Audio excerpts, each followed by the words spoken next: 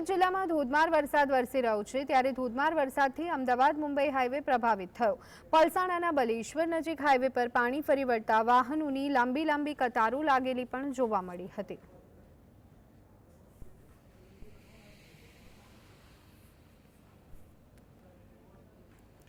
તો સુરતમાં ગઈકાલે બપોર પછીથી મોડી રાત સુધી મેઘરાજાએ ધબધબાટી બોલાવતા 5 ઇંચ વરસાદ ખાબક્યો। આથી રસ્તાઓ પાણી થયા। જો કે વરસાદ બંધ થવાનું નામ ન લેતો હોય તેમ પણ મેઘરાજાએ અવિરત બેટિંગ શરૂ રાખી। ત્યારે શહેરના પર્વત ગામમાં પાણી ભરાયા તેમજ શાળાઓમાં પાણી ભરાતા શાળાઓમાં રજા જાહેર કરવામાં આવી હતી।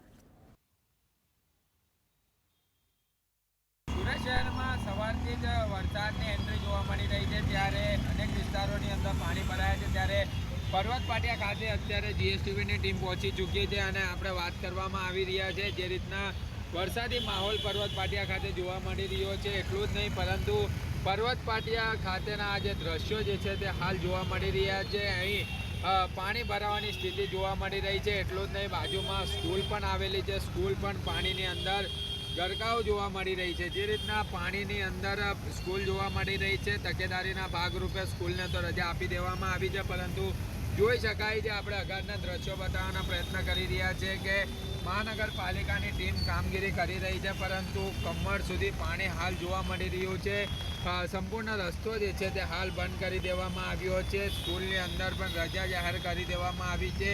એટલું જ નહીં પરંતુ જે રીતના જયદીપ શારદા નર્સિંગ એકેડમી જે સ્કૂલ આવેલી છે તે પણ હાલ બંધ જોવા મળી રહી છે। જોઈ શકાય છે મહાનગરપાલિકાના કર્મચારીઓ અત્યારે કામગીરી કરી રહ્યા છે। પાણી ઉતારવા માટેની તમામ પ્રકારની કામગીરી જે છે તે હાલ કરવામાં આવી રહી છે પરંતુ ગત રોજ મોડી સાંજથી જે રીતના વરસાદ વરસ્યો હતો, વરસાદ પડતાની સાથે જળબંબાકાર જેવી સ્થિતિ સુરત શહેરની અંદર જોવા મળી હતી। તેને લઈને હવે આજે ફરીથી એ દ્રશ્યો જોવા મળી રહ્યા છે। પર્વત પાટિયા વિસ્તારના દ્રશ્યો જે છે તે હાલ સામે આવ્યા છે। નીચાણવાળા ઘરો પણ આજુબાજુના જે છે તે પાણીની અંદર ગરકાવ જોવા મળી રહ્યા છે।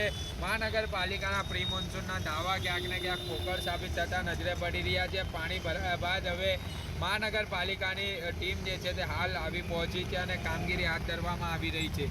એટલું જ નહીં પરંતુ જે સંપૂર્ણ એક તરફનો રસ્તો જે છે તે હાલ બંધ કરી દેવામાં આવ્યો છે પરંતુ અહીંનું પાણી તાત્કાલિક ઉતરે તેના માટે પાલિકાના કર્મચારીઓ કામગીરી કરી રહ્યા છે પરંતુ આ કામગીરી પહેલાંથી જ કરવામાં આવી હોત તો આવા દ્રશ્યો જોવા ન મળ્યા હોત। સાહિત્ય જગતાપ, જીએસટીવી।